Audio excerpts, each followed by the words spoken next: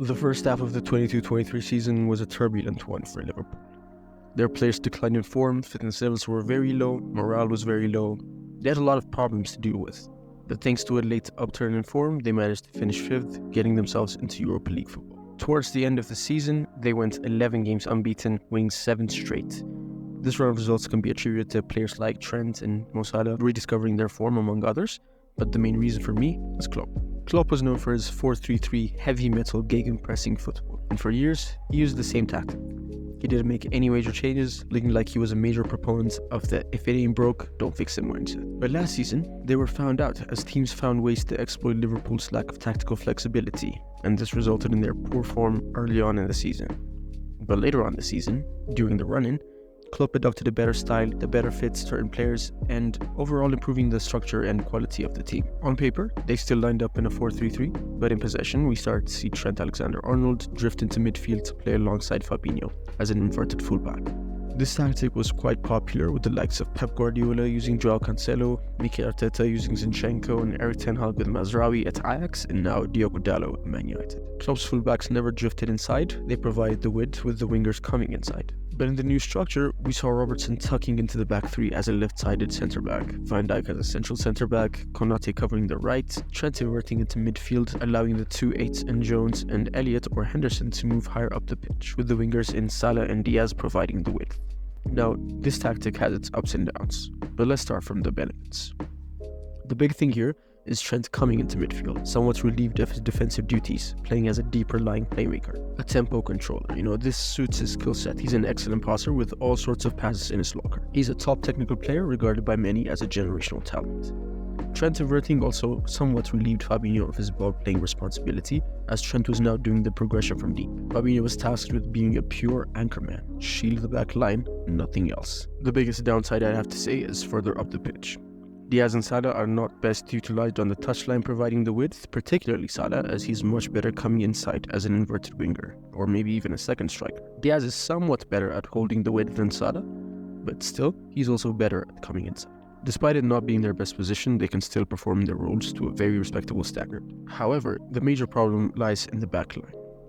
Robertson is tasked with being a wide centre-back on the left, and this could not be more representative of a square peg in a round hole. Robertson is not at all a player that suits this wide centre-back role. Robertson's bread and butter is up the pitch, bombing forward, attacking the byline, whipping in crosses. He's an extremely attack-minded player, but now, in the system, he's being told to play defense first, to defend the channels. As good as he is as a player, he's not the most technically gifted, and therefore he does not have the versatility to play in such modern systems. He's very limited, but still quite a valuable asset to the team. In my last video, I talked about how Andre Trindade might be the final piece in the Liverpool puzzle. If he were to sign, he would come very, very close to completing the team, but for me, left centre-back is also a problem.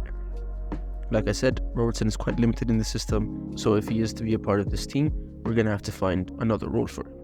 But more on that later. Among the plethora of players that can play this wide centre-back role for Liverpool, Goncalo Inacio stands out. Inacio is a 22-year-old Portuguese centre-back playing for Sporting in the Portuguese division. Inacio is another one of Portugal's endless talents coming through the conveyor belt, and in this video, I'll look into him as a player and how he can complete Liverpool and make them a proper title-challenging team. Inacio plays in Ruben Amorim's system as the left-sided centre-back in a 3-4-3 or a 3-4-2-1. Inacio is by far one of the most complete defenders in Europe, his ability on the ball particularly standing out. His passing game is second to none. He is really proficient in playing out from the back and extremely calm and composed under pressure. He plays all sorts of long and short passes, switching the play to the far-sided winger, most commonly Marcus Edwards, the right winger, or breaking the opposition's lines of pressure via incredible through balls. He's a complete ball player.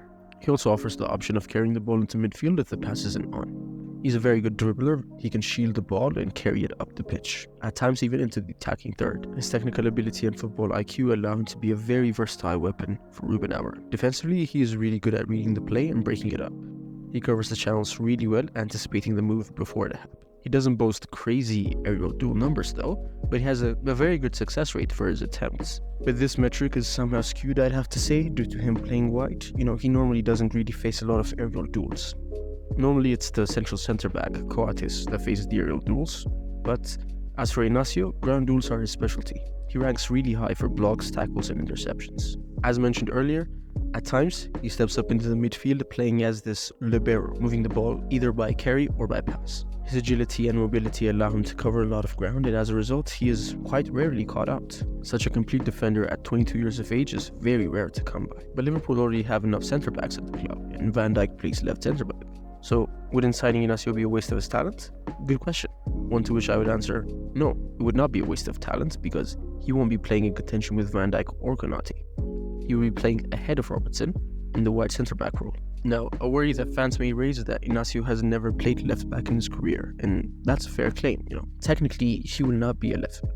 He will only be the left-back on paper. On the pitch, he will be the wide centre-back in the back three. He will tuck in alongside Van Dijk as central centre-back and Konate as the right centre-back. He will defend the channels, aid ball progression, and add defensive solidity to the team that Robertson just cannot provide. This is exactly the role he plays for Sporting, bar one simple detail. He doesn't start at left back, he starts at centre back. That's the only difference here. This is a minor issue, however, as he has both the ability and the intelligence to play starting left back turned wide centre back.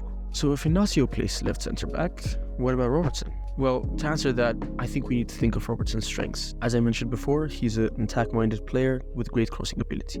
He has provided the width on the left side for his entire Liverpool career, and I think it's time he returned to that. In certain games, maybe in cup competitions, I would like to see Robertson deployed as a left winger, attacking the byline, playing crosses to Darwin Núñez or a box-crashing 8. He will play in contention with Diaz though, but other than this, I don't see any solution for Robertson in this new-look Liverpool team, so he's going to have to adapt somehow. As for Inacio's contract, he has 4 years left, so even if Sporting were to sell him, they would do it for a huge fee. But his contract contains a £52 million release clause that Liverpool should be glad to activate. They should look to bring him into the team in January, integrate him really quickly, and bolster their chances of winning silverware this season. So where do you see this team finishing? Do you think they can return to the peak of European football? Do you think they can properly challenge for the title? Let me know down in the comments below. Thank you for watching. Don't forget to subscribe, and I'll catch you guys in the next one.